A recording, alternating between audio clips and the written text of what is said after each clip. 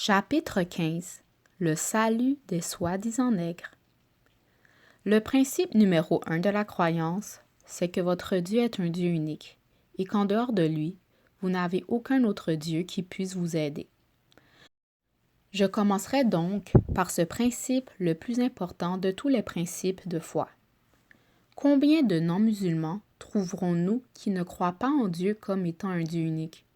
Même en dépit de la croyance trinitaire pratiquée par les chrétiens, eux les chrétiens affirment et reconnaissent qu'Allah Dieu est un Dieu unique. Ils se rendent eux-mêmes ridicules lorsqu'ils rejettent l'islam et les 5 principes de foi des musulmans.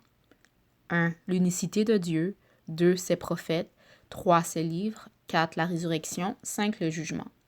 Comment alors les chrétiens se sont-ils égarés en croyant en 3 dieux? Ils en ont néanmoins fait l'un des 3, le Père, des 2 autres, et ces 2 derniers considérés comme égaux au Père. Les soi-disant nègres ont été conduits dans les plus graves des erreurs concernant la connaissance de Dieu, Allah et de la véritable religion, l'islam, par leurs maîtres esclavagistes blancs. Les soi-disant nègres ont été dépouillés plus que tout autre peuple de cette planète Terre. S'ils veulent seulement lire et écouter les vérités les plus simples dont j'écris et dont je parle, vérités qui contiennent 3 éléments essentiels, puissance, lumière et vie, ils verront clair.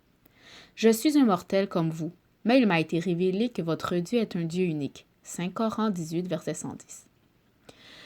Ne témoignerez-vous pas avec Muhammad dans le chapitre et le verset cité du Saint-Coran?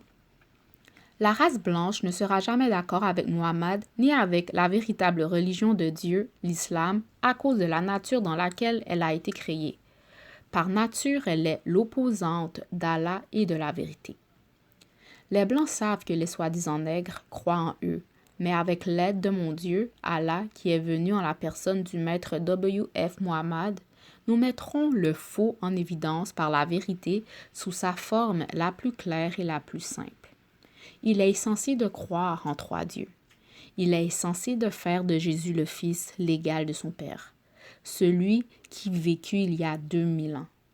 Si Jésus, dans sa souffrance, dit « Mon Dieu, pourquoi m'as-tu abandonné ?» Matthieu 27, verset 46, alors il est certain qu'il ne se reconnaissait pas comme l'égal de Dieu. Aucune autre écriture ne montre Jésus comme l'égal de Dieu. Si Jésus dit qu'il a été envoyé, Matthieu 15, verset 24 et Jean 4, verset 34, alors il ne peut prétendre être l'égal de celui qu'il a envoyé.